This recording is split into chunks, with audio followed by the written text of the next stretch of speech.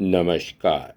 मैं संजीव कुमार आज आनंद कानन काशी का 15वां भाग आपके समक्ष संक्षेप में प्रस्तुत करने का प्रयास कर रहा हूँ। इसके रचनाकार हैं के चंद्रमौली जी और अनुवादक हैं डॉक्टर प्रिय कुमार चौबे और श्रीमती सुनीता खट्टी जी।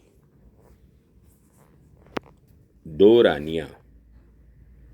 18वीं सदी की दो रानियों ने अपनी दानशीलता से वाराणसी के रूप को बदल डाला। ये थीं उत्तरी बंगाल के नाटोर की रानी भवानी 1753 ईस्वी में काशी आईं तथा होलकर की रानी अहिल्याबाई 1725 से 95 ईस्वी तक। इन्होंने इस पवित्र नगरी के मंदिरों, कुंडों, धर्मशालाओं के निर्माण तथा अन्य धार्मिक कार्यों में अत्यधिक रुचि दिखाई। इनमें अहिल्याबाई होलकर का सबसे बड़ा योगदान विश्वनाथ मंदिर और कई मंदिरों का निर्माण था। रानी भवानी ने तीर्थयात्रियों की सुविधा के लिए कई कार्य किए। दशाश्वमेध से हरिश्चंद्र घाट तक गंगा के समानांतर गली का निर्माण भी इन्हीं की देन है। झांसी की रानी मोरोपंत तांबे की एक साधारण कन्या मन्नूबाई मणिकर्णिका देवी का जन्म 1835 ईस्वी में वाराणसी के 80 मोहल्ले में हुआ था, जिसका विवाह 1844 ईस्वी में झांसी के राजा के साथ हुआ। आगे चलकर यही मन्नूबाई रानी लक्ष्मीबाई बनी। 1871 ईस्वी में चेत सिंह की जंगल से आई पुकार, हम सब एकजुट होकर इन लुटेरों अजनबियों को अपने देश से उखाड़ दें, व्यर्थ हो गई थी। परंतु 1857 ईस्वी के प्रथम स्वतंत्रता आंदोलन में रानी लक्ष्मीबाई ने पुनः उस आवाज को वीरतापूर्वक उठाया और संघर्ष किया। 1809 ईस्वी के सांप्रदायिक दंगे में हिंदुओं ने ज्ञानवापी मस्जिद को जीत ही लिया था। भविष्य में इस तरह के सांप्रदायिक दंगे न हों, इस विचार से डिस्ट्रिक्ट मजिस्ट्रेट वाटसन ने 30 दिसंबर 1809 में काउंसिल के वाइस प्रेसिडेंट को पत्र लिखा, जिसमें प्रार्थना की गई थी कि मूल रूप से हिंदुओं का धार्मिक स्थान होने के कारण मस्जिद का क्षेत्र उन्हें फिर से सौंप दे। परंतु उस समय के कार्यकारी मजिस्ट्रेट बर्ड ने अपने 12 मार्च 1810 के पत्र में सुझाव दिया कि ज्ञानवापी में हिंदू मुसलमान दोनों को अपने धार्मिक अनुष्ठान करने की अनुज्ञा दी जाए। उनका यह सुझाव स्वीकृत हुआ।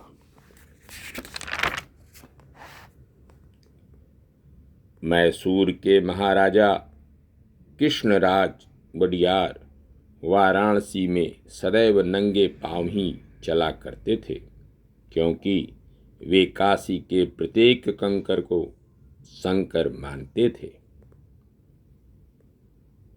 बनारस के जिलाधिकारी विलियम ग्रांट ने 1808 ईस्वी में दुर्गा मंदिर को 1 घंटा भेंट स्वरूप प्रदान किया।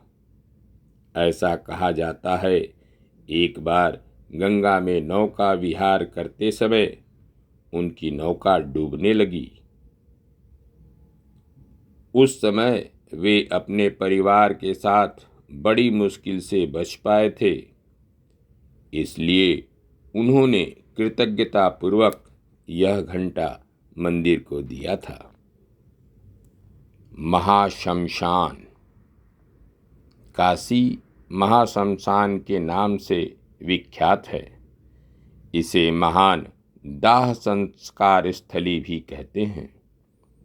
प्रारंभिक युग में हरिश्चंद्र घाट से आदि केशव घाट के किनारे का भाग शमशान भूमि कहलाता था, जहाँ केवल भिक्षु विचरण किया करते थे। मणिकर्णिका घाट के समीप नए शमशान की स्थापना लाला कश्मीरी मल द्वारा उनकी माता की मृत्यु के उपरांत 1750 ईस्वी में हुई। जब लाला अपनी माता का शव लेकर हरिश्चंद्र घाट पहुँचे तो उनका वहाँ के डोम से कुछ वाद विवाद हो गया। क्रोध से अभिभूत लाला शव को लेकर मणिकर्णिका घाट चले आए। यहाँ उन्होंने पंडों तथा अन्य निवासियों से वहाँ की जमीन खरीद ली तथा शमशान का निर्माण कराया। हरिजन। मालवीय जी ने 1928 ईस्वी में कलकत्ते में हरिजनों को मंत्र दीक्षा दी। इस तरह देखा जाए तो 1 अगस्त 1933 को गांधी जी द्वारा शुरू किए गए हरिजन आंदोलन से कई साल पहले मालवीय जी ने इसकी पहल की थी। गांधी जी हरिजनों को कानून द्वारा उनका अधिकार दिलाना चाहते थे, जबकि मालवीय जी हरिजनों के बारे में लोगों की सोच को बदलना चाहते थे। मालवीय जी के दीक्षा मंत्र द्वारा हरिजनों को मुख्यधारा में लाने का शुद्धि आंदोलन 1936 ईस्वी में शुरू हुआ। 1953 ईस्वी में हरिजनों को विश्वनाथ मंदिर में प्रवेश के लिए प्रयास किया गया था। रूढ़िवादियों ने इसका प्रबल विरोध किया। इन रूढ़िवादियों के धार्मिक नेता स्वामी करपात्री जी को 1 माह के लिए कारागार में भेजा गया। 19 फरवरी 1954 ईस्वी को हरिजन मंदिर में प्रवेश करने में कामयाब हुए, परंतु विरोध बरकरार था। अंततः 1957 ईस्वी में न्यायालय ने हरिजनों के पक्ष में अपना निर्णय दिया। काशी की महत्वपूर्ण यात्राओं में पंचक्रोशी यात्रा अत्यंत पुण्यप्रद मानी जाती है। इस यात्रा की कुल दूरी 55 मील अर्थात लगभग 88 किलोमीटर है। भक्तों को पैदल ही यात्रा शुरू करके मार्ग में स्थित 108 मंदिरों व तीर्थों का दर्शन करते समय मार्ग में 5 रात ठहरने के लिए रुकना पड़ता है। इस प्रकार यात्रा प्रथम दिन मणिकर्णिका से शुरू होकर छठे दिन विश्वनाथ मंदिर के दर्शन व पूजन के साथ समाप्त होती है। आदि शंकराचार्य के काशी पंचकम स्तोत्र में मनोनिग्रह ही मणिकर्णिका का तीर्थ है, ज्ञान प्रवाही शुभ पवित्र गंगा है। पंचकोशों में विराजमान रही बुद्धि ही भवानी है। साक्षी रूप से सब कुछ देखने वाला ही सबके अंदर स्थित शिव है।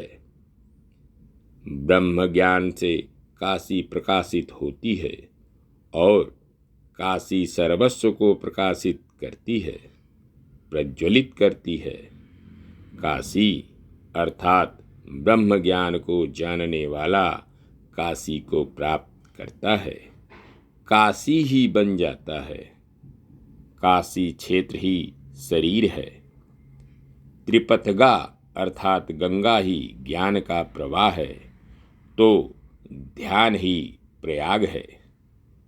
जनमानस अर्थात हृदय में साक्षी भूत रूप से विश्वेश्वर ही तुरीय है। इस प्रकार देह में ही सर्वस्व रहे तो अन्यत्र और कौन से तीर्थ हैं, ऐसा मानते हुए काशी यात्रा किए बिना मत रहिए। काशी यात्रा के दौरान ही पंचक्रोशी यात्रा भी कीजिए, लेकिन पंचकोशी यात्रा का अनुभव करना मत भूलिए। काशी महिम्न स्तोत्रम के पहले श्लोक का भावार्थ है, जहाँ खाना भी भोग, चलना भी यात्रा है, गाढ़ी निद्रा भी योग, गप भी कथा श्रवण है, अपना काम करना ही शंभु की पूजा है, हमेशा भला करने वाली काशिका हमारा मंगल करे। धन्यवाद। नमस्कार। शेष अगले अंक।